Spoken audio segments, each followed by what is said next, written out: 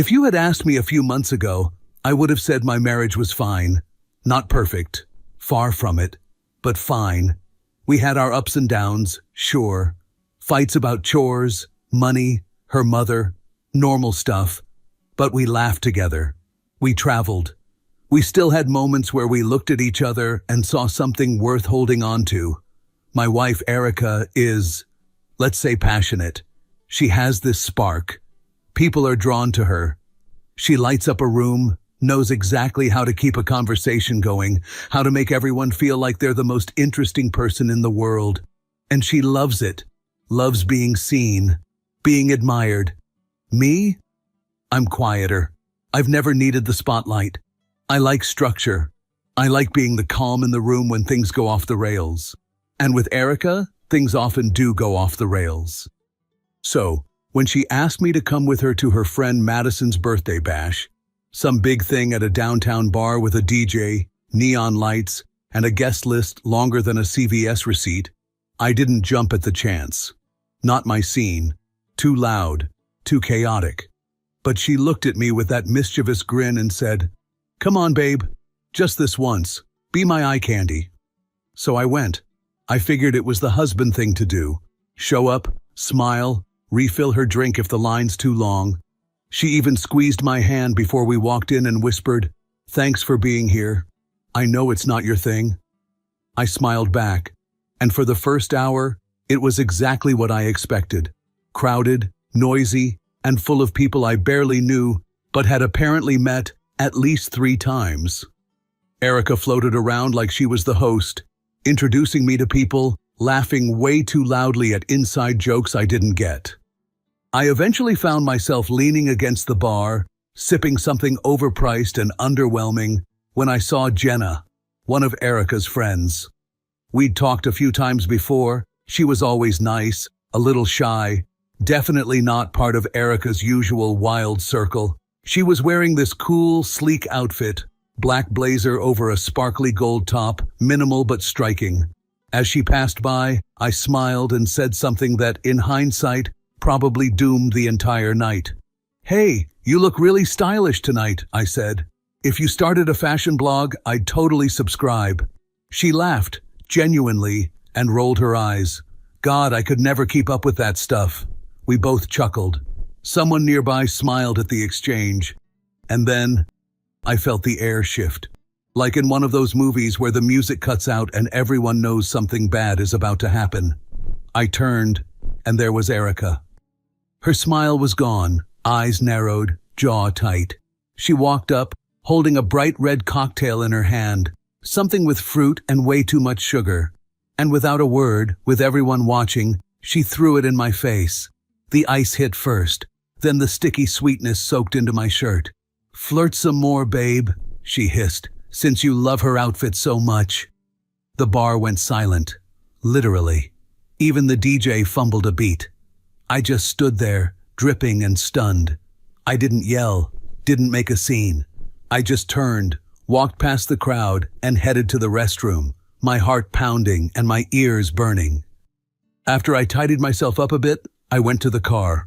The car door slammed harder than I meant it to, not from anger, at least not just that, but from the weight of whatever this night had become. I slid behind the wheel, hands sticky from wiping my face with bar napkins that only made things worse. The faint smell of rum and grenadine clung to my shirt, already drying, sweet and sour at the same time. Erica was already in the passenger seat, arms crossed tightly over her chest, like she was holding something inside. Maybe words, maybe pride, maybe both. I turned the key in the ignition. The dashboard lights flickered to life, casting a cold bluish hue across our faces. Neither of us said a word. I adjusted the mirror, put the car in drive, pulled out of the parking lot. The road was dark, except for the occasional glare of traffic lights and the dim blur of street lamps through light drizzle. I could feel her breathing, short and sharp, like each inhale was a choice. Still, silence. I let it hang, hoping she'd be the one to speak first. Not to apologize, no, that wasn't her style, but to explain, to say something. Instead, 5 minutes in, she said, cold and quiet. You've been looking at her like that for weeks. I glanced at her, not turning my head, just a flick of my eyes. Her face was turned toward the window, but I could see her reflection in the glass, jaw clenched, brow furrowed. Like what? I asked. My voice was tired, not angry, just heavy. She didn't answer right away. The wipers squeaked across the windshield once, twice. Like you wish she was the one you came home to. I took a deep breath, trying to keep my grip on the wheel steady. She's your friend, I said slowly. I made a compliment. That's all. You never say things like that to me anymore. I blinked. That stung. Not because it was true, but because I didn't know if it was. Erica, I started, then stopped myself. What was I supposed to say? That she was beautiful? That I still noticed her? That I hadn't stopped trying, even when she had? I looked back at the road. I said she looked stylish. That's it. I wasn't flirting. She finally turned to face me, her voice rising slightly. You don't smile at me like that anymore. I tightened my grip on the steering wheel. I could feel my heart thudding, not from fear, but confusion, frustration, the cocktail in the face, the accusation, the silence, and now this. I smiled because it was funny, I said. I was being friendly. You always find other women funny, she snapped. You laugh with them, joke with them, compliment them. But with me? All I get is updates about the mortgage. That hit harder than I expected. Not because she was wrong, but because, somewhere deep down, I wondered when that shift had happened. When did the laughter stop between us? But tonight wasn't about that. It was about how she chose to humiliate me, in front of everyone, over a compliment. I swallowed, tried to speak calmly. I didn't deserve that, I said. She looked at me, really looked, for the first time that night. Maybe not, she admitted. But I've seen the way you look at her.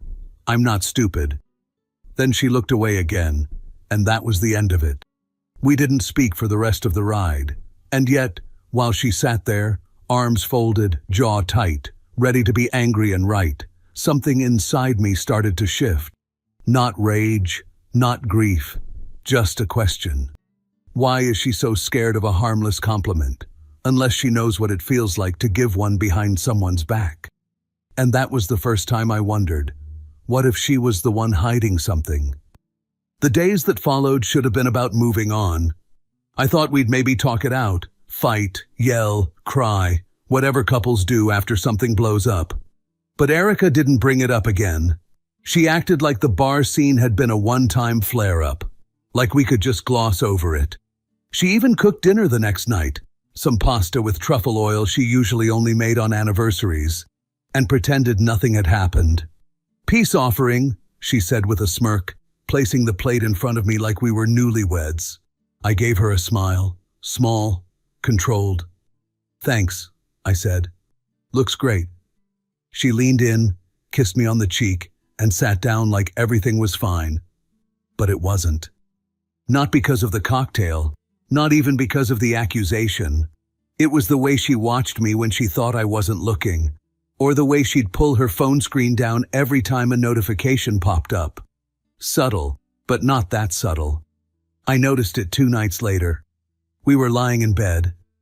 I had just finished brushing my teeth, and she was curled up with her phone, scrolling. Instagram, maybe. But when I sat down next to her, she tilted the screen away and locked it immediately. Then she smiled at me. Wide and quick. Too quick. Sleepy? She asked, tossing the phone on her nightstand face down. Yeah, I said. Long day. She turned off the light and rolled over with her back to me. I stared at the ceiling. And that's when something started to burn at the edges of my mind. That gut feeling. The one you don't want to trust because if you're wrong, it means you doubted someone you love. But if you're right, it means you were being played for a fool. The next morning, I remembered something. A year ago, Erica upgraded her phone. Shiny new iPhone, Face ID, all that. She said her old one was too slow, so she chucked it into a storage box in our closet, just in case. I waited until she left for her Pilates class. I walked into the closet, pulled out the old box of tech clutter, tangled cords, a cracked Kindle, a dusty Bluetooth speaker, and there it was. Her old iPhone, silver, slightly chipped at the corner. I held it for a moment, heart pounding. Then I pressed the power button. It lit up. Battery low, 12%, but still alive. And not locked. No passcode. Just the old swipe screen. It opened like a time capsule. Dozens of apps untouched. Old photos, notes, voice memos, and messages. I opened the app. At first it was just friends, family, co-workers. Then I saw a name I didn't recognize. Daniel W. No emoji, no hearts, just a bland name. I clicked. The thread was long. The messages went back months, maybe even years. And the tone? Definitely not professional. I miss your hotel room, that stupid minibar wine, the way your shirt smelled in the morning. If it weren't for him, I'd stay with you forever. He doesn't get me, but you do. The air left my lungs. My thumb trembled as I scrolled. There were photos, not explicit, but intimate enough. Erica with wet hair in a hotel bathroom. Erica at dinner, holding a glass of red, smiling into the camera in that way I thought she only did for me. One message stopped me cold. He's still clueless. I could scream your name and he'd probably think I was watching a movie. I sat on the edge of the bed, holding her past in my hands like a loaded weapon. Some of the messages were dated before our wedding. Many were from months after. This wasn't a fling. This was a pattern. This was a second life. And I had been sleeping next to it every night. I didn't confront her. Not that night. Not the next morning. Not even when she kissed me goodbye on her way to the office, humming some indie pop song like her world was perfectly intact. Because in her mind, it was. And that's what made it so easy for me to start pretending. I became the perfect husband. I did the dishes without being asked, folded laundry, planned dinner dates. I even let her choose the movie, twice in a row, which usually sparked a mock argument about who had the worst taste. She didn't suspect a thing. In fact, she seemed relieved. Like the bar incident had been some kind of emotional reset, and we were magically in sync again. She even joked one night while sipping wine on the couch. Maybe throwing that drink was what we needed. Got your attention, huh?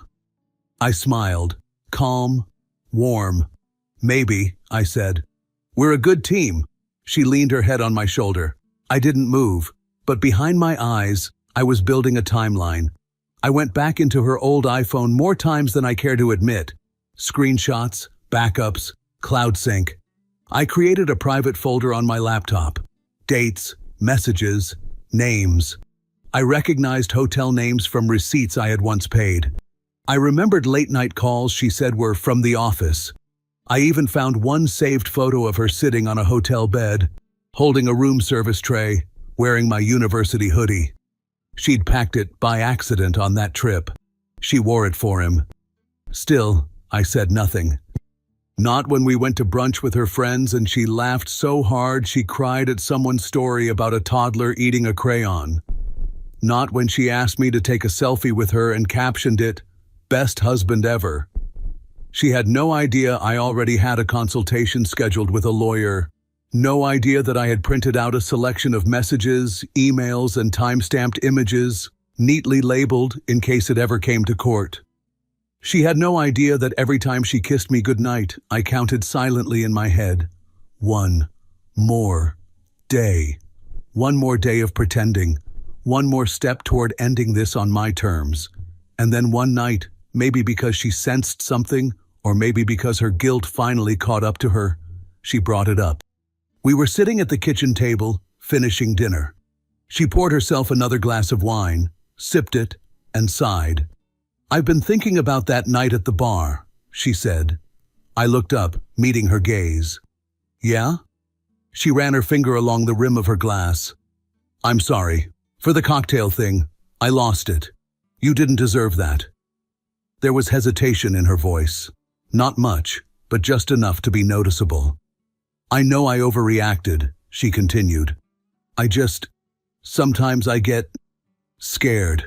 Like maybe you'll wake up one day and realize I'm not what you want anymore. I tilted my head slightly. Where's this coming from? I don't know. I guess I've just been in my head lately. She gave a small, self-deprecating laugh. Anyway, I just wanted to say it. I was wrong. I let the silence stretch for a moment. Then I reached across the table and took her hand. Hey, I said softly. It's okay. We're a team, remember? She smiled, wide and grateful, as if the weight of everything was off her chest. I was just making sure she didn't see the rope tightening around her lie. 2 weeks after her heartfelt, "I'm sorry," we sat across from each other in a quiet, beige-toned law office. Neutral walls, soft chairs, nothing dramatic. Just the kind of setting where lives are cleanly untangled, like sorting through paperwork at the DMV, except instead of license renewals, it's the slow dissection of a marriage. She didn't understand why we were here. Not yet. Erica sat beside her attorney, arms folded, wearing a gray sweater and no makeup. Her, "I'm just a normal, down-to-earth wife" look. A far cry from the woman who once turned every social gathering into her personal spotlight. She leaned toward me across the table. "Mike, what is this?" she asked, her voice sharp but brittle. "This has to be a mistake. I thought we were okay. We've been good lately, haven't we?" I didn't answer right away, just met her eyes, calm and steady. My attorney cleared his throat.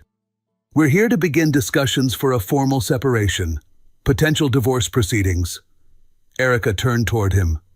"But I wasn't even told." She looked back at me, stunned.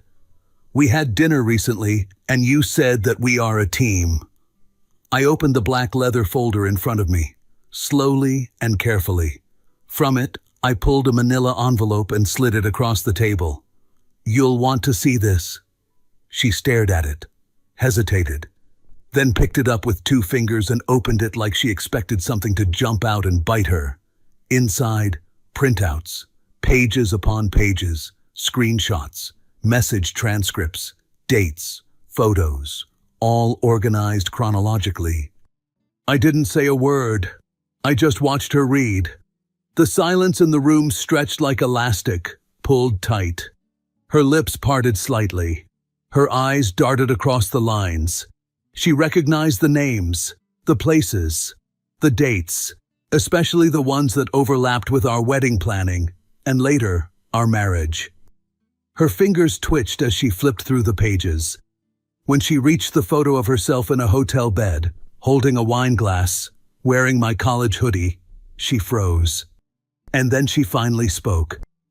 "You went through my phone?" I nodded. "The old one," I said. "It was just sitting there. Amazing what people forget when they upgrade." Her mouth opened again, but no words came out. "You knew?" she whispered. "This whole time?" I leaned forward slightly, not smug, not angry, just final. "I didn't want to ruin your night," I said. "You looked like you were having fun throwing that cocktail." She stared at me, blinking hard. "You acted like everything was normal." "Exactly." I smiled faintly. "Because you did. And I wanted you to feel safe, comfortable, unaware. The same way I felt for years." Her face drained of color. The attorneys continued talking in their stiff procedural voices, timelines, assets, division. I barely heard them.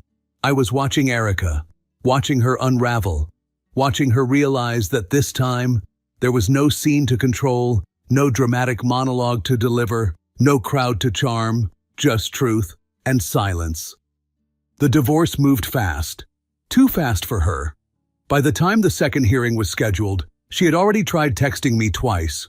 Once to ask if we could just talk like adults, and once to say she was sorry for everything, followed by a crying emoji. I didn't respond. My lawyer said I didn't have to, and I didn't want to. She tried calling once. I watched her name light up my screen, Erica, wife, and disappear. I didn't delete the contact, just let it stay there, like a museum piece. A reminder of a role that no longer existed. The papers were signed, the assets split clean, no kids, no mess, just closure. But it was the public reaction that really broke her, because she couldn't control that. Her friends, the ones who clapped when she poured a drink in my face, who once thought she was the charismatic, fiery alpha in the relationship, now stared at her with new eyes. Eyes that had seen screenshots. See, I didn't leak anything. I just told my story. A few of our mutuals reached out after hearing about the divorce. I didn't lie. I didn't embellish.